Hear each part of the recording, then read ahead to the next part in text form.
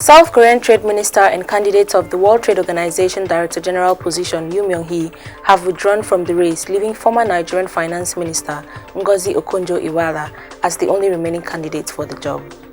Hi, welcome to What's Happening. These are the top 10 stories now.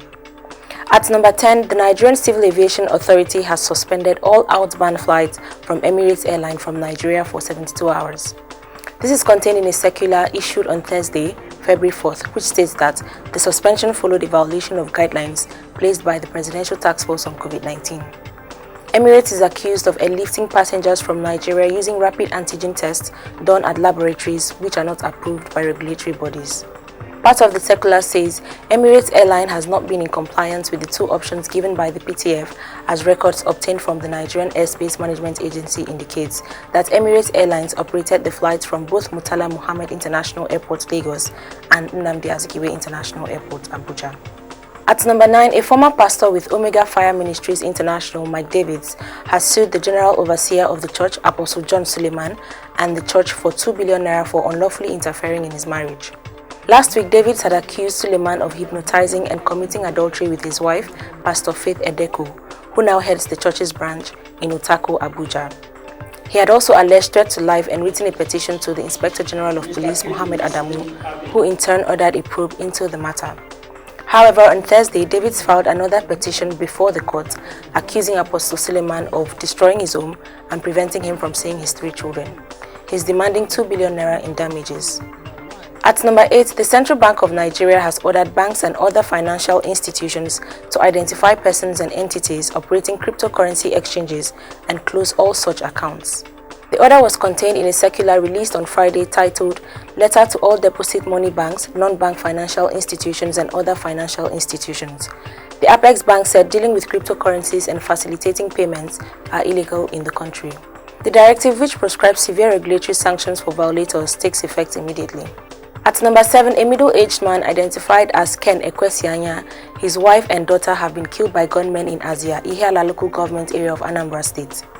The deceased were reportedly murdered inside a church in the area around 7 p.m. on Thursday.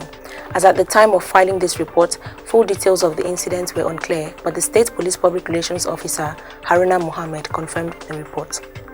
At number 6, gunmen who invaded the residence of a Punch reporter, Okechukwu Nnodim, and abducted him have demanded 10 million naira ransom for his release. The gunmen kidnapped the journalist from his home in Kubwa, Abuja on Thursday night after firing several shots at the windows and eventually pulling down the burglary proof. Speaking in an interview on Friday, Nnodim's wife said the kidnappers had made demands, but that she was not at liberty to discuss it as an unidentified person was in charge of the situation. At number 5, the governor of Anambra State, Willie Obiano, has imposed a curfew on the state following increasing cases of COVID-19. In a statement on Friday by the secretary to the state government, Solo Chukwulobe, the curfew would commence on Monday next week and would last from 9 p.m. to 6 a.m. daily. Obiano also directed workers in the state from grade level 1 to 12 to work from home. The governor threatened to shut down markets in the state if they failed to observe COVID-19 protocols as prescribed. The statement also revealed that the state government has activated and made operational mobile courts to try COVID-19 protocol offenders, beginning from Monday, February 8, 2021. At number 4, ECOWAS Court of Justice Abuja has fixed April 22, 2021 to deliver judgment in a case on killings, raping, maiming of citizens, and destruction of property across Nigeria by suspected herdsmen. The case, brought by a group Socio-Economic Rights and Accountability Project, was heard by the court on Friday.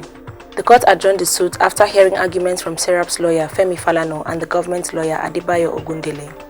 The group is seeking justice and accountability for the authorities' failure to prevent, account for, and investigate killings, raping, maiming of Nigerians and other residents, and destruction of property across the country by herdsmen and other unknown perpetrators.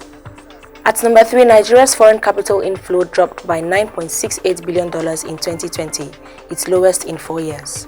The National Bureau of Statistics disclosed this on Friday in its capital importation report for the 4th quarter and full year 2020.